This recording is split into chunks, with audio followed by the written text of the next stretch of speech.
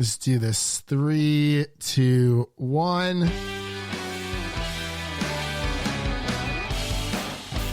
Hello, everyone. No, I'm just joking.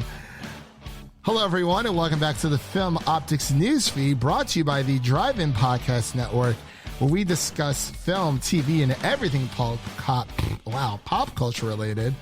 I'm your host, Christian, and I'm joined by my co-host and my friend, Devin. How are you doing today, man? Got a nice rock and roll intro.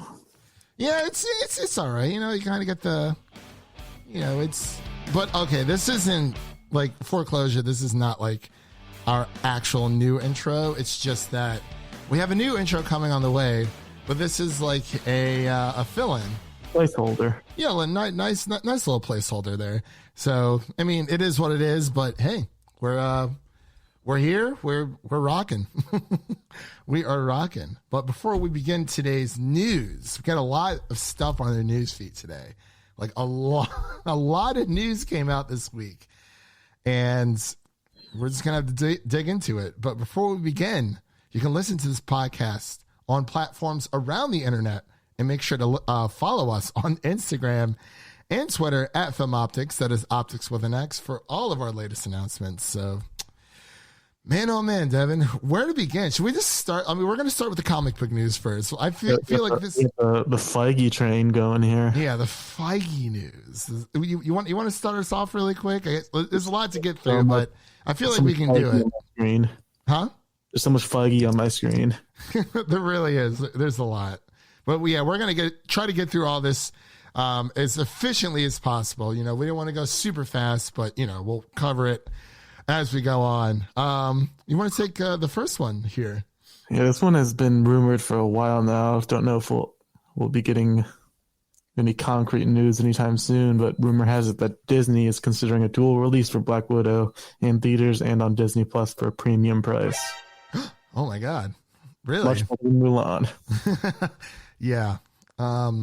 I think this is the right move. I mean, I've been a big advocate for the whole HBO Max dual release type thing myself. I do understand, like, and don't get me wrong, for anyone out there listening, of course, there's a lot of these films that I would love to watch in the theaters. But as of right now, you know, just because it's 2021 doesn't necessarily mean, you know, the vaccine just magically disappears. We got to take steps. There's a vaccine out there, but, you know, with COVID going on, not everyone has their jobs back, which means a lot of people don't have health insurance, so they probably won't be able to get it. And not a lot of people are going to be rushing to the stands to necessarily get this vaccine in time. But I digress. Going back to the whole Black Widow thing, do you think this is the right move, or do you think they should just release in theaters, be done with it? May 7th. I think that's what's supposed to come out. May 7th, that's almost 5 months from now. That's a pretty good amount of time. I think they should at least wait out a few more months. Yeah, it's just, I feel like, what's up? Before they make a decision. Before they rush a decision like HBO did. Oh my gosh. Yes. It was a terrible decision. We all know this. I totally understand. But you see, a lot of people said this last year, like, oh, you know, the virus came around, was it early February, March, and everyone's like, oh, you know, by the end of the year, it'll definitely be better. And literally, it just got worse. Not saying it's going to get even more worse, but I definitely think we're not going to have this under control until 2022. Personally, I do not think we're going to see any real improvement until 2022, at least vaccine wise, hopefully. But that's just, you know, me guessing out my ass, because there's a lot of people in America who just don't want to wear masks. And one of my friends had it, and she was asymptomatic, and gave it to her, it's essentially her entire family, because she went home for Christmas, didn't even know. And then she started showing symptoms like 2 weeks later. And she couldn't stress enough, especially people here in Tennessee, in the state of Tennessee, to wear your freaking mask. It's not hard. It's really not. But I don't know. I mean, okay, so, but the real question is, would you spend $30 to watch Black Widow at home? Yes. We splitting it? If COVID was still bad. Right. Obviously, if COVID's still bad, yes. I mean, we did see Tenet when COVID was bad. We did. Just for the record, needs to show. Huh? It's a possibility we could maybe go to the theater. Maybe. I mean, if it's out, I'm going to suit up, get my hazmat on, and just kind of go from there. But anyway, yeah, Disney premium price is probably going to be $30. If things aren't better by then, I'm sure we'll be, splitting down the middle, watching Black Widow at home. Felt like we should have seen this a long time ago, but whatever. So let's jump right into more Kevin Feige news. So we're kind of Feige train. Yeah. Here we go.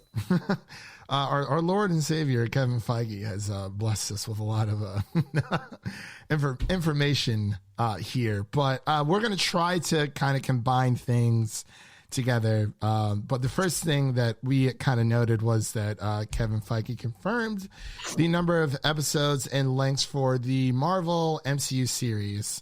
This does come from Collider. He had a bit of a video interview with one of their associates over there. But he said, they're looking at things a little bit differently. They're looking at developing either 6-hour episodes or 10.5-hour episodes. For instance, WandaVision and the way that Falcon Winter Soldier is set up, they're around 30 minutes. Because streaming, Disney and the rules, everything is kind of blurred over the lines. Some can be 23 minutes.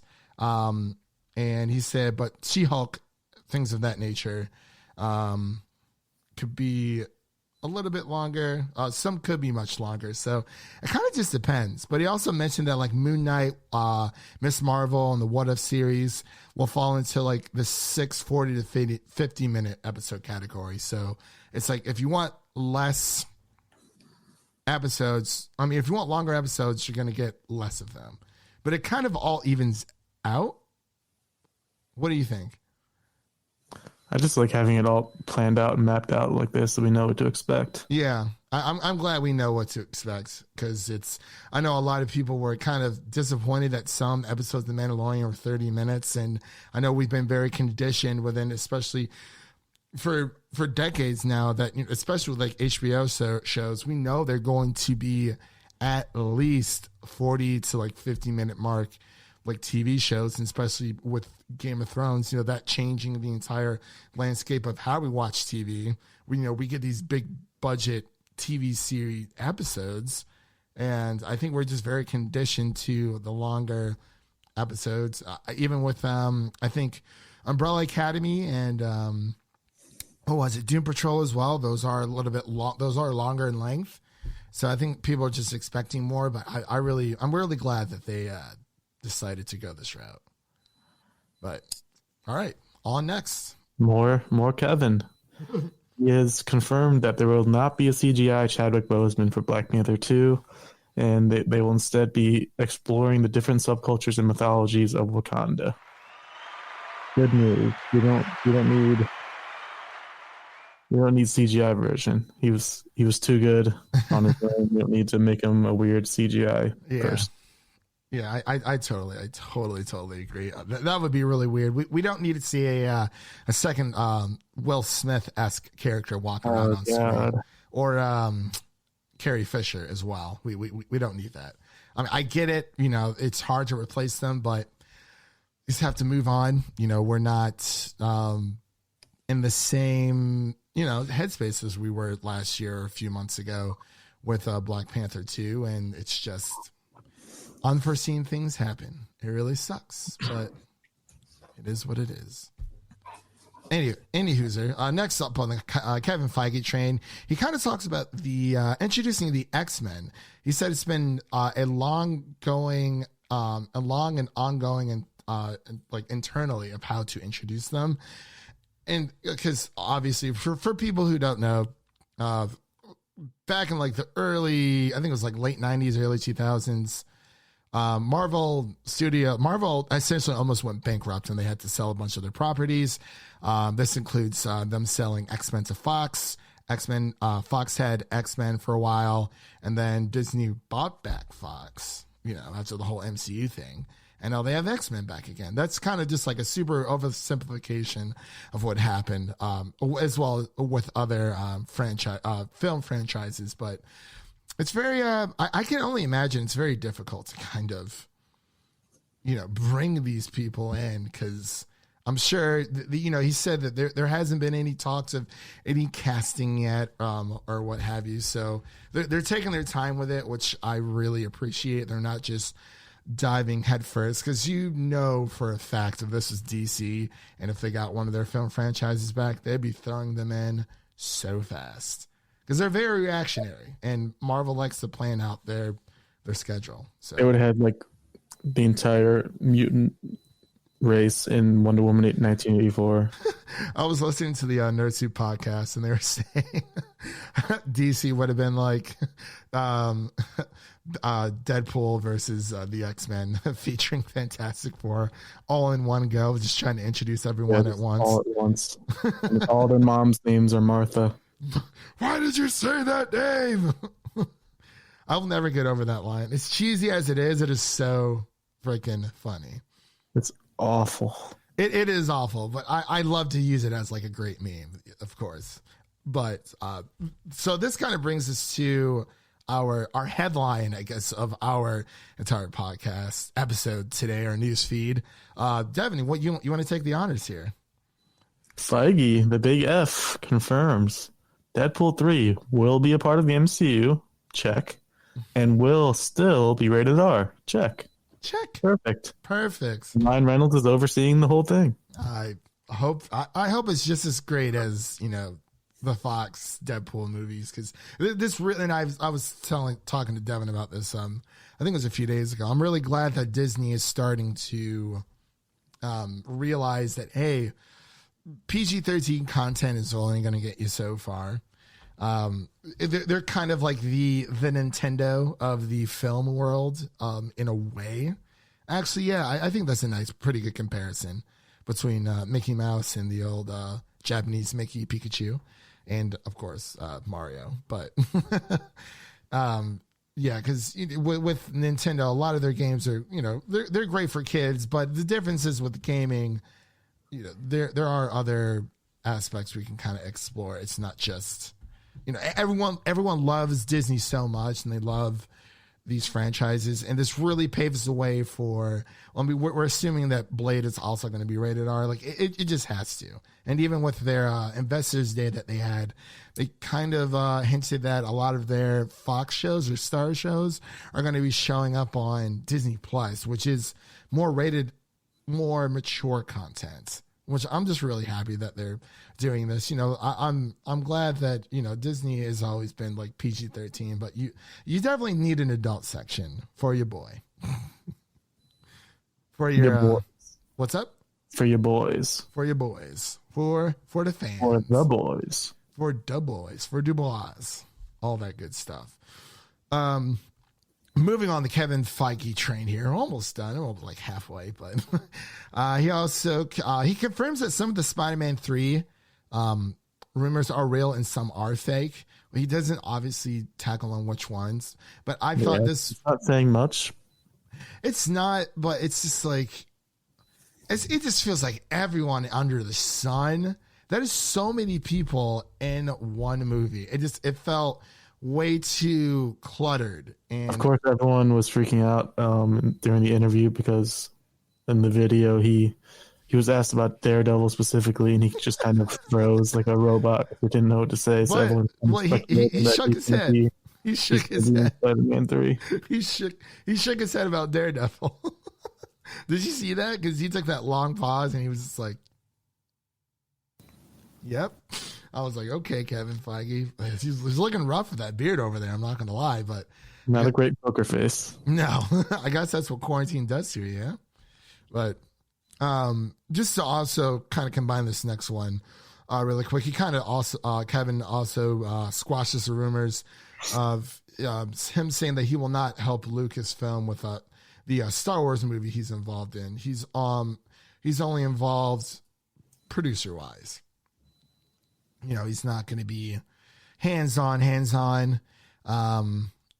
the rumor was, going the other way, and it's somehow it was said that he was working with Jon Favreau, Dave Filoni, on the upcoming Star Wars series or his movie as well. And I thought that was kind of weird.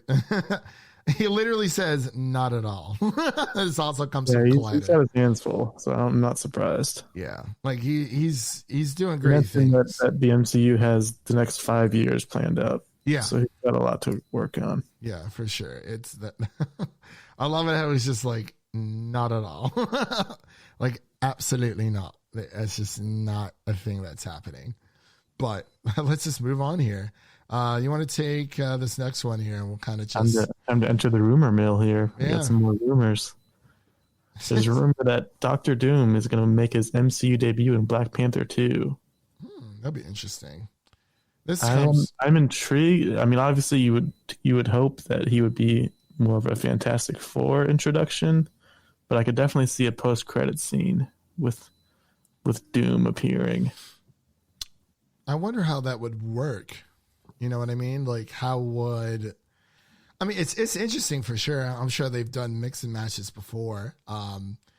We have yet to see Black Panther 2, so we don't even know who the main protagonist is, who the antagonist is, what the story is. But I mean, I'm down for anything. Like, I think it's really cool that they are kind of matching the. Maybe he's, going to Wakanda for vibranium, the metal suit that he wears, that maybe he wants to do a nice little upgrade or something of that nature. But I guess in the comic Doom War in 2010, there was a storyline where Dr. Doom was trying to overthrow the royal family in Wakanda. So they could be adapting that story as well. So that's pretty sweet. Pretty cool. Good stuff. Here's comes the big news for today that no one was expecting. I wasn't expecting this at all, dude. It's some weird stuff, but it looks like good old Captain America eyes a return to the MCU as Chris Evans nears to deal to reprise his role for a future Marvel project. And I saw a lot of people online saying that, maybe it'll be like a multiverse thing, and he'll be Johnny Storm again from Fantastic Four. So maybe not. What do you think? I have no idea what they're going to do because his story ended in Endgame pretty well. Did it, though? No, I think I did see an idea that he could do a Disney Plus series where he's returning the Infinity Stones every episode. There's a different one. That'd be cool. Yeah. But you can't really do something in the present or future. It would have to be something in the past, or else Endgame is just kind of less important. Yeah, I mean, I guess because isn't Tony Stark going to be in Black Widow, and that happened? Well, I guess chronologically he would be alive during that time. So yeah, it makes sense because it's like the mid 2000s or something. Yeah, I'm pretty sure it's just a cutout version or cutout scene from I think it's Civil War. Last time I checked, that was like almost a year ago. So we'll have to wait and see until we see a Black Widow. But I feel like a lot of other people online were I feel like they were more welcome to the idea of Captain America coming back instead of Tony Stark. Technically speaking, because he is, I'm assuming, still alive, but we'll just have to kind of keep our ears to the ground on that one. I really don't know. Timeline, how they're gonna have to figure it out. Yeah, absolutely. And so this, I guess we have one last story from the Kevin Feige news, and then it's on to bigger and better things. But you want to close this out with this? It kind of, he talks about Jessica Jones, but he also talks about the other series. He kind of mentioned overall, just in general, that all the Netflix MCU characters are on the table as far as being used in the future. And then, of course, there's a rumor that Jessica Jones might appear in She-Hulk, which would make some sense, but I don't know. I never watched any of the shows, so I don't really have any attachment to those characters. Oh, but you've never seen Daredevil? I watched the first couple episodes, but didn't get into it.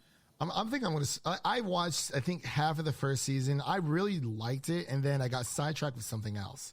I think I was watching like My Hero Academia or something. I can't really remember, but yeah, I tend to do that a lot. Like I'll start a show, I'm like, oh, this is really good, and then something else will start, like come up. I'm like, oh man, I can't wait to watch this. So I kind of like go back and forth. But I just need to discipline myself when it comes to a lot of that stuff. But yeah, that pretty much does it for all the Kevin Feige news that we've received today. There's a few other small things out there, but I think we pretty much covered all the big stuff. But Umbrella Academy season 3 unveils the cast for the Sparrow Academy. If you're caught up in Umbrella Academy, you know exactly what we're talking about. And we got some heavy hitters here. I'm very, very excited. It is. Oof. We got some people, including Justin Cornwell, Bertine Oldford, Jake Espin, Guinness Rodriguez, Kazi David, as well as will all be newcomers to the season 3 of Umbrella Academy. And while he'll return as Ben, so that's pretty cool. Hype. Hopefully, it's not the last season. I hope not. It took him a while to kind of, say, oh, we're going to do season 3. We don't know. And then they finally did. So I'm very, very excited about that. Finally announced it. Now we're getting some nice little casting news. We don't know when it's going to, take place or when they're going to start filming, but that's going to be something we're both looking forward to because we really do enjoy that show. Excuse me. I'll just take this last bit here. So next up here, we have Wonder Woman 1984. I actually read earlier that they Warner Brothers put in a nomination for Best Picture. It's a weird choice, but a lot of popular movies do that. It's just I felt like that was kind of weird with Wonder Woman. I would not. I would put it in for like soundtrack or score for sure, but not Best Picture. But that's just me. Anyway, Wonder Woman 1984 and Zack Snyder's Justice League will reportedly have 4K Blu-ray 4K Blu-ray releases later this year. It kind of came to like a no-brainer, at least for me. Like I don't know why they wouldn't. Number one, put Wonder Woman on 4K later this year, because typically, what is it? Okay, so if a movie comes out, let's say May, and like about 3 to 4 months later, you would see that home release. For Justice League, I would assume that it would come out on physical, because I know there's a lot of people out there who probably want to get rid of their old Blu-ray and replace it with Zack Snyder's. I know you want to. I do. I really do. But here's the difference between me and a lot of other Zack Snyder fans out there. I only paid $10 for it. I never saw it in theaters. I knew it wasn't all that great. I was willing to pay $10 for it. A lot of these other people out here, they paid at least $25 to $30. No, yeah, around $30 for the 4K version at least, if they have a 4K player. If not, they stay around maybe the $25, $30 range. But that's the main difference. I'm definitely going to get it because I'm a comic book shell. I'm going to buy anything comic book related because that's like one of my favorite genres of film. But that's just how it is. Anyway, let's get on to the new normal. We did it, Devin. We got through all the Kevin Feige news. That was a lot, honestly. I just wanted to give us a nice little round of applause there. But you want to start us off? I know we got a little bit of depressing news here. It's 2020 Hollywood. All over again. Yeah. Hollywood prepares to delay another slew of blockbusters, including 007 was the main one that was announced. That movie is forever cursed. I swear. It just is. Were you looking forward to it? I've never seen a James Bond movie, but I was looking forward to it just because. I think I saw Skyfall when it first came out. I can't really remember. Yeah, I want to say that I did, but yeah, it's it's Hollywood. It like you said, it's 2020 all over again. And honestly, I saw this coming. James Bond, the top 3 movies, or as well as others, with like A Quiet Place Part 2 and like The French Dispatch. Morbius even got pushed back again. So I'm just saying, maybe this whole The HBO Max thing is great. I understand they screwed the pooch with, the way that they handled it, but I mean, we got Black Widow supposed to come out May 7th. We have Godzilla vs. Kong supposed to come out May 21st. Ryan Reynolds Free Guy is supposed to hit May 21st as well. We also have Disney's Cruella de Vil with Emma Stone, supposed to hit May 28th. And then Universal's Fast 9, because everyone's waiting to see that one, is also coming on the 28th. There's a lot of there's a lot of other movies out there as well. With Quiet Place Part 2, apparently it's supposed to be April 23rd. We'll see. But this is all, The King's Man, any movie we haven't seen, you name it. But like Seth Rogen's American Pickle went straight to HBO Max. Same thing with Kristen Stewart's rom-com, The Happiest Season. So, I enjoyed both. I really enjoyed Happiest Seasons, and that was one of the most watched movies. I think the most watched film last year on Hulu was Run. And, we liked it. And apparently a lot of other people liked it because it got some really good reviews. So there's that. That's that. Anyway, on to the next one. Hit it, Devin. Netflix is pumping out the content like always. Oh, my God. They're planning, I think it was 71 movies this year or something. So at least one movie every week. That is too much.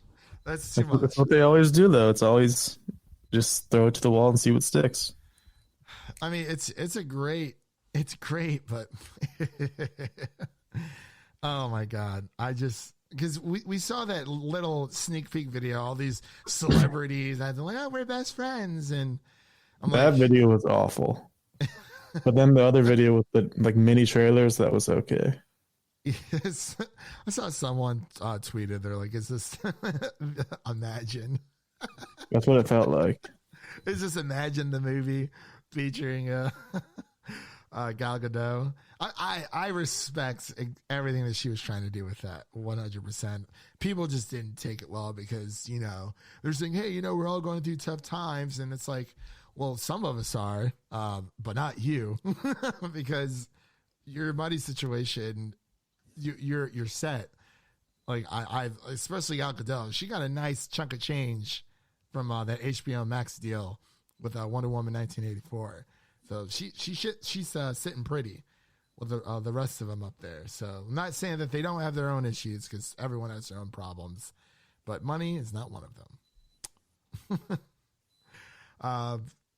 But yeah, so moving on here, we have Godzilla vs. Kong. Warner Brothers and Legendary are nearing a deal over the film's release. As we talked about earlier, Warner Brothers kind of jumped the gun and said all their movies are going to be running on HBO Max for the first 31 days simultaneously with the theater release. And Godzilla vs. Kong, Legendary was not very happy about that. So it looks like they're kind of, reaching an agreement, which I'm sure that they were going to. A lot of people thought that they were getting cold feet because, Dune, they're kind of thinking about releasing that only in theaters. Like, yes, it is later in the year, but it's like, we really don't know what's going on. I feel like their contingency plan, it was coming from a good place, but they kind of just jumped the gun. Wait till this movie's going to suck on HBO Max. Of all the movies out there that requires a theater, this might be at the top. I think Dune's more at the top, for sure. For me, at least. You can't watch Godzilla on a normal size screen without loud giant speakers. I love giant speakers. Worse. I have a soundbar. It's a good one. It's not the same. Hey, I can close my eyes and imagine there's no heaven. No. But yeah, it's going to be weird. I will say, though, I'm really glad that we watched Wonder Woman at home. Not even joking. Because, wow. You want to take this last bit of news here before we get into some gaming stuff?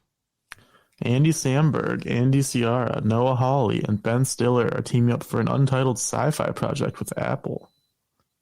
Love Andy Samberg, so it's great news. Love me some Ben Palm Springs Stiller. too. What's up? Palm Springs too. Oh, I see what you're saying there. That'd be pretty cool. I like that a lot. I mean, I would say Palm Springs had those sci-fi, enabled those aspects there. Yeah, sci-fi rom-com. Yeah, we'll just have to wait and see, man. I mean, I'm excited. I'm excited that Apple is actually getting more films. Yeah, they got Cherry, and we got that trailer today. Finally. Did you watch it? Yeah, it looked decent. I still have to watch it. I still got to watch it, but I'm sure I will soon. But yeah, that pretty much covers all of our new normal, our general news that we kind of cover here on the old podcast. Anyway, let's get into some gaming news. Oh, no. What a gamer. Well, I feel like that's better suited for the breaking news. It's like, oh, we got some breaking news here on the channel. Oh, it's about a second behind, but it works. So in the gaming space, we got a few interesting tidbits here.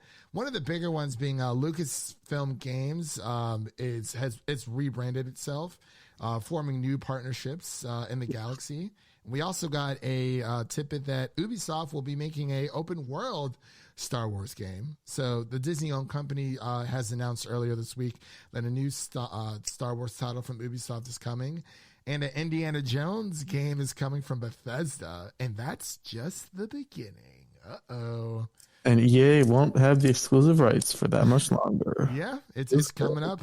Their 8-year exclusivity deals coming up here. Let's see. Yeah, pretty soon. Pretty freaking soon. So I'm actually really excited. I like how they're rebranding back to Lucasfilm Games. That was like before our time, but before like LucasArts, that's what they were known as. So they're rebranding back to that.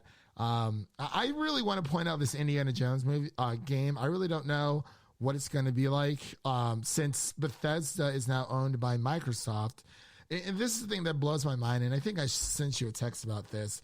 People like to shit on Xbox so much. Like, oh, they don't have any exclusive games. Blah, blah, blah, blah, whatever. And then the minute that they... Point, it's by choice. Huh? At this point, it's by choice that they don't. Yeah, but I'm saying, so for Xbox owns Bethesda, and Bethesda's making this Indiana Jones game, and now all these PlayStation players are saying, well, it's a new Skyrim, and, all these new Fallout games are going to come to PlayStation, and, blah, blah, blah, blah. And then they still shut on Xbox. I'm like, they acquire studios. We do know exclusives are coming. They're just long overdue. But how can you say, oh, well, Xbox sucks. They don't have any exclusive games. And then Indiana Jones comes out. Not saying that it is going to be on Xbox exclusively. More than likely, I think the realistic approach is going to be Xbox and PC first, or just Xbox and PC only, because that's kind of the loophole of it being multi-platform without putting it on PlayStation or Nintendo's platform. But everyone wants to shut on Xbox for not having these exclusive games. And then once they do, everyone gets all up in arms about it. It's like, what? Let them do what they're gonna do. Personally, I hope they are exclusive. If I was Microsoft, if I was Phil Spencer, listen, we didn't buy this freaking studio just to have it everywhere. You want people to buy it on PC. That's the biggest market there is right now anyway. And then you have people on Xbox. That's really all you need, personally, I think. I mean, yeah, more money from PlayStation, whatever. But I mean, if you want people to stay in your ecosystem, that's the way to do it. You have multiple machines already. You have your phone, you have your Xbox, you have your PC. It's all there.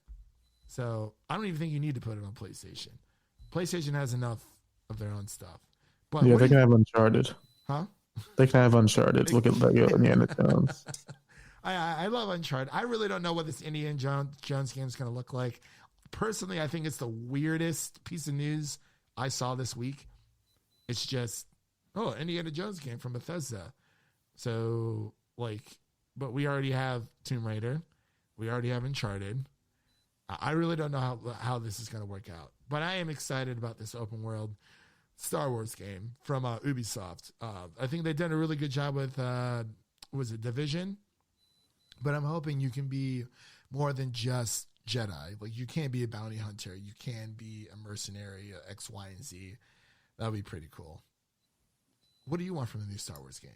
Or do you want something? Are you looking for any new or any old titles to kind of like return back into the spotlight? Well, I'm looking forward to playing some Battlefront 2 since it is currently free. Hey, PC Epic Game Store, baby. There we go. Very excited. Although it is 90 gigs. That's kind of rough. Oh, boy. Well, it's a good thing I haven't played on my PC in a while. But I'm actually claiming it right now. I'm downloading it. Halfway done. Oh, you're downloaded. There we go. I'm placing the order. Thank you. An email receipt has been sent to you. I don't think I ever even played Battlefront 2. Not the new one. I've not either. Because I just remember so much like discourse, especially with the first one. It was, you know, we were all so hyped about it, and then like none of us bought it. And then Battlefront 2 came out, and that was even somehow worse because of all the microtransactions, the fact that people had to spend X amount of money to play as their favorite characters. It's just, it was insane. It was crazy stuff. But our last bit of news here. Look at us, Devin. Look at us. 36 minutes in. 36. We're killing it over here. Anyway, we have Cyberpunk 2077. If you don't know about the debacle, it's just been a mess. They screwed the pooch. This game should have been, honestly, it should have been delayed even more. But it looks like the PS5 and Xbox Series X and S versions updates will not come until the second half of 2021. The second half of 2021, Devin. The only response I had was PC Master Race. I just the CEO of CG Projekt Red basically in that video he came out and said like we were focusing on making it run great on PC and we didn't put as much time into console. It's more as they didn't put any time into consoles. I'm like clearly that is what happened, but because my experience and even Seth's experience, I don't know how his potato PC even runs it, but he's beat the game probably 5 times by now. I just beat it last week, actually. Did you enjoy it? Yeah, it's a great game. I'm proud of you, Devin, stepping into the single player realm. Look at you. As long as it's not weird old Assassin's Creed or old world Skyrim, then yeah, it's entertaining. Oh, see, I love Skyrim so much. I could literally, I could fire that game right now. Like that game came out in 2011. It's been over 10 years. That game is still freaking amazing. I love it. Absolutely love it. But yeah, so for everyone out there listening, Cyberpunk 2077 isn't technically really coming out until 2021. Because by that time, I guarantee you a lot more people will have Xbox Series X's and PlayStation 5s. Or just build a PC and play it now. Could. But I can understand why some people prefer the convenience over a PC. For us, you know, we're making the big bucks. Well, not the big bucks, but we're doing well for ourselves, I guess. We're both still working, so that's pretty much it. But yeah, any other? I don't think there was anything else on the docket today. To be honest, I think we pretty much covered everything. My Promising Young Woman screening is in a couple hours here. Oh, there you go, man. Do you want to review it? I'm excited. We could. I watched it ages ago. I think I still have the screening option for it. If not, I mean it's all over on. Oh man. Okay. So anyway, that's a wrap for today, everyone. Oh no, I chose the wrong one. I absolutely hate that. So hold on one second. We're going to exit out of that one. Man, that really, really sucks. I hit the wrong button. So like, this is playing. And I accidentally I meant to hit something else. But anyway, Devin, how was your day? I'm so we're gonna keep talking until this until this thing goes down. So how was your day, Devin? Because I really want to shout this this nice little outro. It's pretty good. Pretty good. Good stuff. It's almost Friday for us. Yeah, that is very true. So wait, have you played any other PlayStation games? I just started God of War the other night. Ooh, how you liking it? The combat in the beginning doesn't feel great, but I've also never played God of War, so it's have to get used to it. So you never play. Okay, so this is a first time for you. So it's like, I mean, the original God of War games are very hack and slash. This one definitely requires a lot more patience. It's a lot more strategic for sure. The only gripe about God of War I never liked, or the God of War PS4, is the shoulder buttons are meant for attack. I mean, you can obviously remap those, but that's the only thing I wasn't super crazy about. But anyway, that's a wrap for today, everyone.